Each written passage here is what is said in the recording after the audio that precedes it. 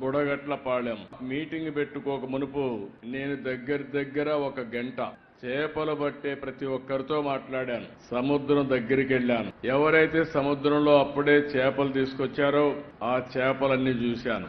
అయితే ఇప్పటికే లేట్ అయింది కాబట్టి చాలా చేపలు చనిపోయే పరిస్థితి. అడిగాను, బ్రతికి తీసుకొస్తారా లేకుంటే కొన్ని చనిపోతాయంటే 2 విధాలుగా ఉంటుందని వాళ్ళు చెప్పారు. నాకు ఎక్కడైతే పోలీస్ అయితే స్వాగతం పలికాడు. మొట్టమొదటిసారిగా నేను వస్తానే మీ ఊర్లో స్వాగతం పలికింది పోలీస్ స్వాగతం పలికాడు. పోలీస్ ఎట్లయితే బందోబస్తుగా వస్తారో దానికంటే సమర్థవంతంగా అన్ని నాకు ఎక్స్ప్లెయిన్ చేశాడు. మీ సమస్యలన్నీ అక్కడి నుంచి నేరుగా మీ కష్టాలన్నీ కూడా విన్నాను. ఆ కష్టాలన్నీ విన్న తర్వాత కొంతమంది ఆడబిడ్డలు ఎండు చేపల్ని ఏ విధంగా తయారు చేస్తారో అది కూడా చూశాను.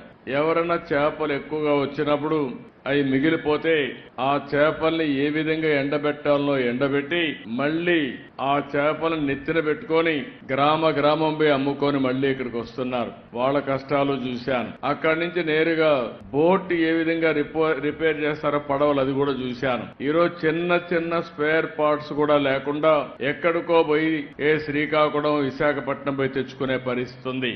ఇంకో పక్కనే చేపలన్నీ వచ్చినప్పుడు పట్టుకుని తీసుకుని ఎవరైతే అమ్ముతారో అది కూడా చూశాను. వాళ్ళకు కూడా చాలటువంటి ఈ యొక్క ఐస్ బాక్సులు ఉండడం, దానివల్ల కూడా ఇబ్బందులు ఇక్కడ చేసిన తర్వాత ఎక్కడ మార్కెట్ లో రేటు బాగుంటే అక్కడ అమ్మే పరిస్థితికి వస్తున్నారు. మీరందరూ కూడా పేదవాళ్ల కష్టాలు చూశాను. మీరు మామూలుగా అయితే బోటు మీరు తీసుకుని ప్రాణానికి కూడా భయపడకుండా రాత్రి 1 గంటకు బయలుదేరి సముద్రంలోకి వెళ్తున్నారు. ఓసారి సముద్రంలో అల్లకల్లోలాలు వచ్చినప్పుడు గాని, బాగా అలలు పెరిగినప్పుడు గాని, ఒకప్పుడైతే అలర్ట్ సిస్టమ్ కూడా ఉండేది కాదు.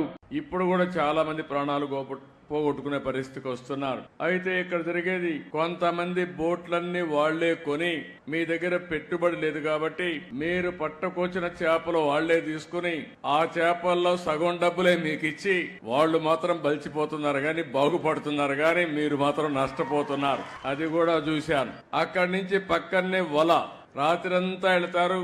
1 గంటకో 2 గంటలకో మళ్ళా వస్తారు. అయిన తర్వాత ఆ వలంతా కూడా పోతే దాన్నంతా మళ్ళా కట్టుకోవాలి. అది కూడా చూశాను.